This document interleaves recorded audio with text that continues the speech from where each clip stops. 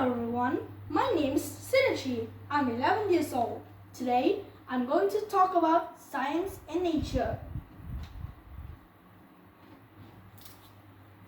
First, I will talk about biomes.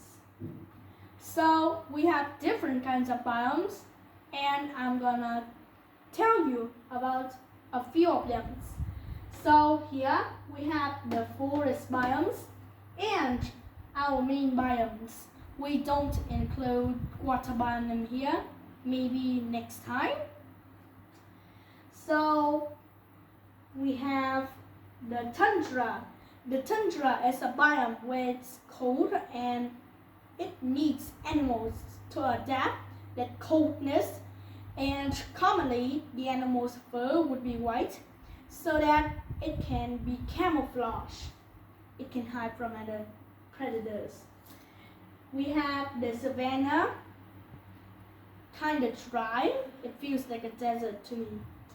We also have grassland, where most grass-eating animals live, because the grass in grasslands are tall and lots of them. We also have rainforest biomes. So the rainforest is a biome that literally rains all the time. Well, not all the time, nearly all the time. And of course, the trees would normally take in water and it can help trees to grow taller. So rainforests are the forests that have lots of tall trees, lots of them. We have coniferous forest, which is a biome where trees grow and stay green all the year. It may sound ridiculous, but it's the truth. And here is the tree that you commonly heard about. This is the deciduous forest, where they have trees that change color once in a year. That's normal trees that you commonly hear about. Next, I will talk about food chain. So food chain goes in a chain. You know a chain, right? So here, the first thing in the food chain is primary producer. So these producers use the sun energy to produce food. And even if the producer is in the sea, it still collects in the sun energy and produce food. We have the primary consumer. These are normally herbivores. They eat those producers. Then we will have secondary consumer, tertiary consumer, and apex consumer. And these kinds of consumers actually eat meat. Yes, they are not herbivores, they are carnivores, or even sometimes omnivores. And there is an end on the chain, which will be the decomposers. So after the hawk eats the snake, after the hawk dies, the decomposer will decompose the hawk into nutrients for the soil, and that on can continue up the chain, because nutrients in the soil is also food for producers. Next, I will talk about food web. Yes, it's a freaking web, and it's messy and tangled up like a web. So here, normally a chain would go from a beginning to an end. But in a web, the animals have multi-choices of food they will eat. So first we will start from the grass, and of course the grass only take in sunlight. They don't eat animals. And they can give the energy to the rabbit, the mouse, or the grasshopper. And of course it continues on. The rabbit can be given to the hawk or the fox. You can see multiple choices. Or the mouse can be given to the fox, the hawk, and the owl. Of course, the grasshopper can be given to the frog and the bird. The frog can be given to the owl, and the bird can be given to the snake, which can be given to the owl or the hawk.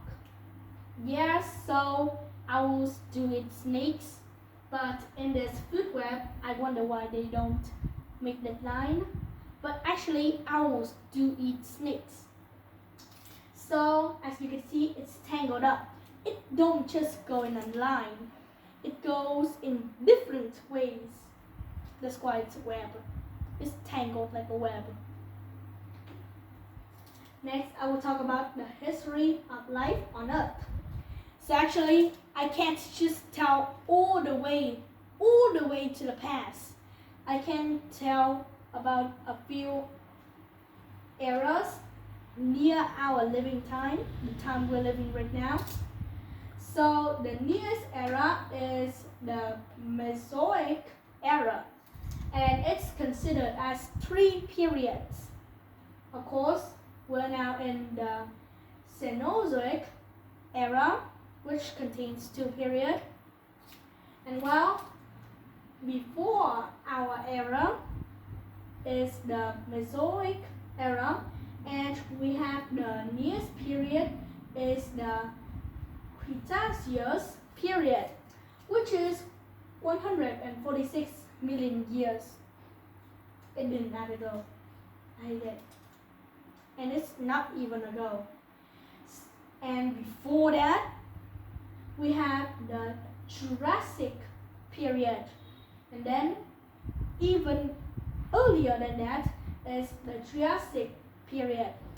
So this era, which is Mesozoic era, is also considered as the age of reptiles.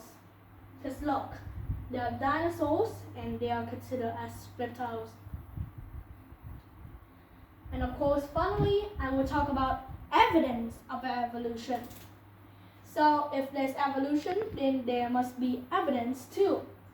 We have 5 main evidence, such as fossils, radioactive dating, law of superposition, which is just literally like the fossils found near to the top or younger, and fossils that are found deeper or older. We also have fossil records.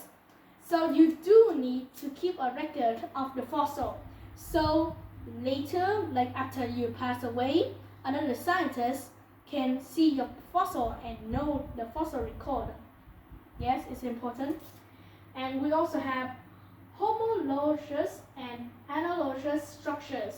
So these may be messed up because they just mean nearly the same thing.